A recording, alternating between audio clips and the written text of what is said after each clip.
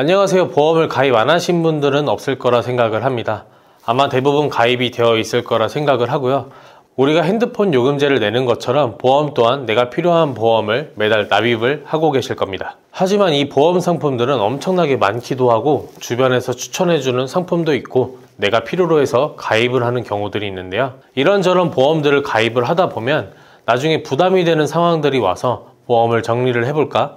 이렇게 생각을 하실 겁니다. 그럼 어떤 보험을 유지를 하고 어떤 보험을 해지를 할까 고민을 하실 때 우선순위를 정하셔야 됩니다. 오늘 영상에서는 보험 해지를 생각을 하신다면 반대로 어떤 보험을 해지하면 안 될까 우선순위를 정하실 때 도움이 되셨으면 좋겠습니다. 영상 시청 전 구독과 좋아요, 알림 설정까지 부탁드리겠습니다. 여러분들 보험 점검하라고 연락을 많이 받아보셨을 건데요. 그럴 때마다 광고성인 전화도 있겠지만 이렇게 내가 가입한 보험이 제대로 잘 가입이 되어 있을까 고민을 하실 텐데요.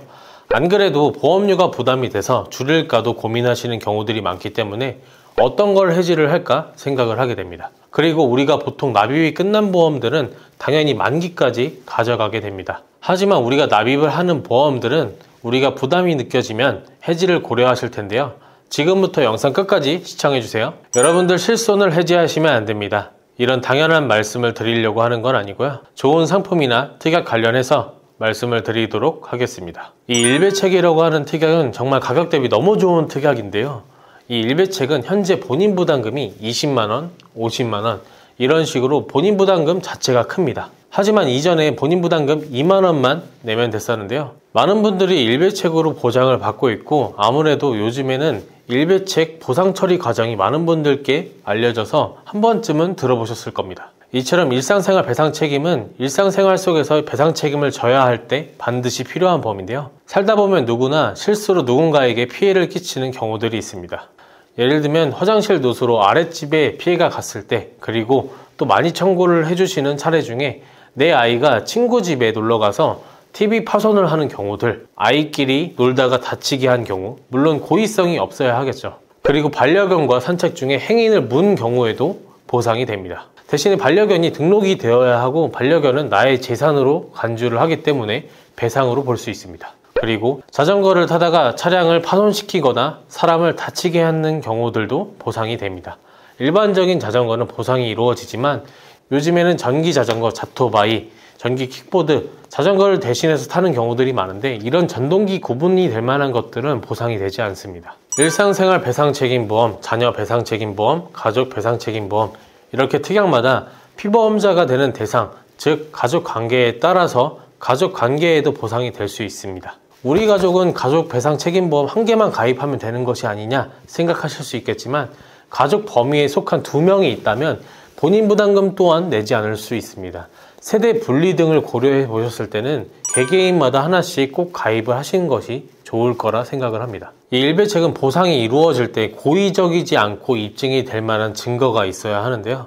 보통 청구를 진행을 하실 때 주민등록등본, 사고경위서, 입증할 만한 사진, 견적서, 수리비 영수증, 선변제 확인서 등 입증할 만한 서류들이 필요합니다. 그리고 보장 한도가 1억이기 때문에 1억 한도로 보상이 이루어집니다. 피보험자로 해당하는 가족들이 다 갖고 있는 경우 1억이기 때문에 예를 들어서 2명인 경우에는 각각 1억이기 때문에 최대 2억까지도 배상 책임이 될 수 있습니다. 일배책 특약은 일반적으로 준비를 하실 때 따로 보험을 가입을 해서 준비를 하시는 것이 아니라 다른 보험들을 준비를 하실 때 특약으로 함께 준비를 하시는 것이 좋습니다. 간혹 내가 가진 일배책 특약은 비갱신형으로 준비를 해놨다 하시는 분들도 있고 본인 부담금 2만원으로 가입하신 분들은 꼭 해지하시지 마시고 확인하셔서 꼭 유지하시길 바라겠습니다. 이런 특약들을 알아보기 어려울 수 있고 잘 모르겠다 하시는 분들은 저에게 연락을 주시면 친절하게 답변 드리도록 하겠습니다. 제가 올렸던 영상에서 자동차 사고가 났을 때 실비 처리 꼭 하라는 말씀을 드린 영상이 있었는데요. 우리가 일반적으로 교통사고가 나면 합의금으로 산정된 금액을 지급을 받습니다.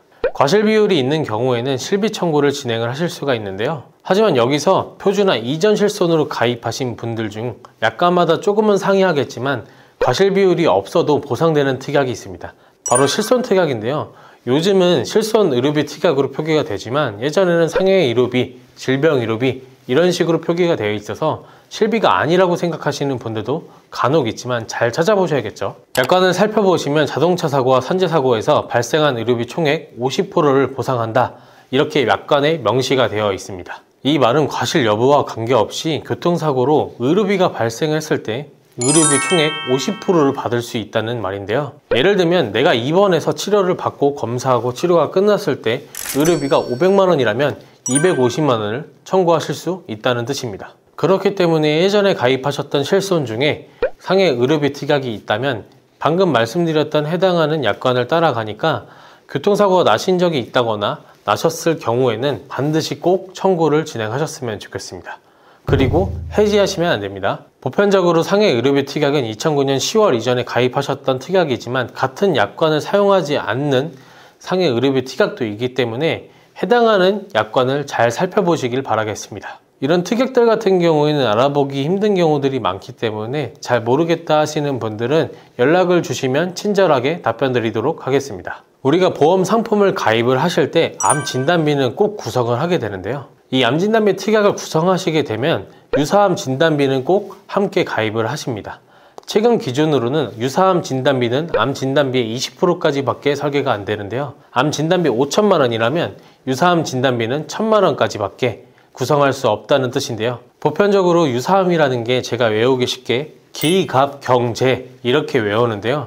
기타 피부암, 갑상선암, 경계성 종양, 제자리암 이렇게 표현하기 쉽게 말씀을 드렸었는데요. 이 유사암 같은 경우에는 다른 암보다는 조금 위험성이 낮고 회복도 빠른 그런 암이라고 생각을 하시면 될 텐데요. 어떻게 보면 다른 암보다는 쉽게 걸리는 케이스들이 많이 볼 수 있기 때문에 암 진단비와는 다른 특약으로 구성이 되어 있습니다. 예전에 판매했었던 유사암 진단비 같은 경우에는 암 진단비, 유사암 진단비 이 비율이 1:1, 1:2 이렇게 준비가 가능했던 시점이 있었는데요.